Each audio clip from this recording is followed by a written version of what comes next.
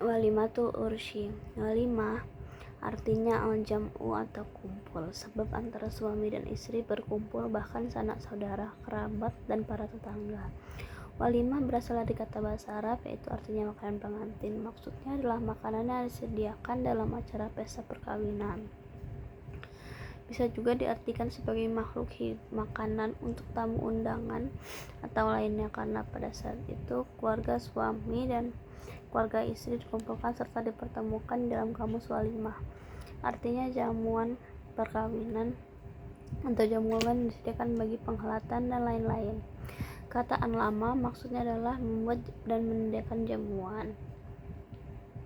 Walimah diadakan ketika acara akad nikah berlangsung atau sesudahnya, atau ketika hari perkawinannya. Walimah juga bisa diadakan menurut adat dan kebiasaan yang berlaku di masyarakat. Dasar hukum dari walimatul ursyi itu dari hadis riwayat Muslim, yaitu dari Anas, Nabi Muhammad SAW berkata bahwa beliau belum pernah mengadakan walimah untuk istri-istrinya. Seperti beliau mengadakan walimah untuk Zainab, beliau mengadakan walimah untuknya dengan seekor kambing. Hadis riwayat Bukhari dan riwayat Muslim. Dasar hukum menghadiri walimah itu wajib mendatanginya apabila tidak ada uzur syar'i. Dalam walimah itu tidak diselenggarakan perbuatan yang mungkar dan tidak membedakan antara kaya dan miskin.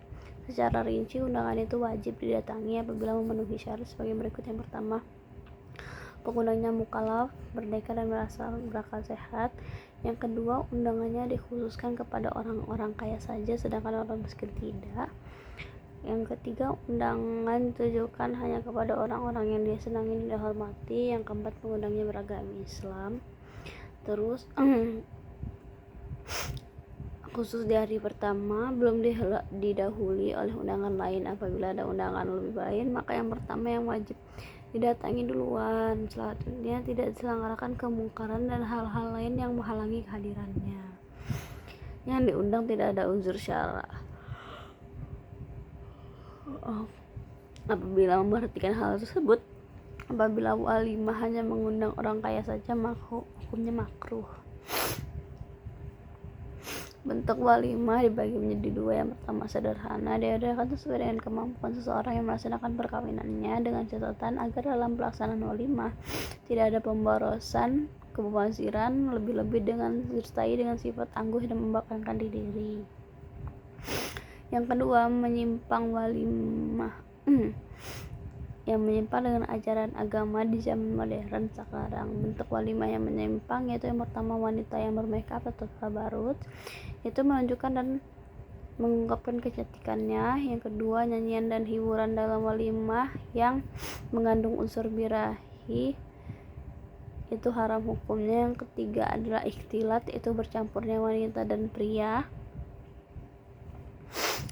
Terus standing party, yaitu menyuguhkan makanan sambil berdiri dan tidak menyediakan tempat duduk, maka ini adalah hal yang dilarang oleh Islam. Terus stereotip, itu hanya mengundang orang kaya saja. Dan yang terakhir, biaya pernikahan menyimpang dengan ajaran Islam apabila pernikahan tersebut dilangsungkan secara berlebihan serta memaksakan diri.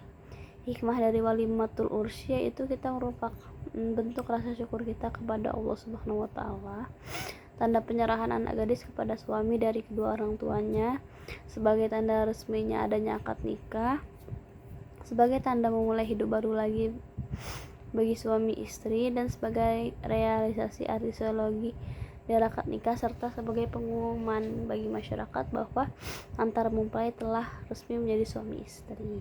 Gitu.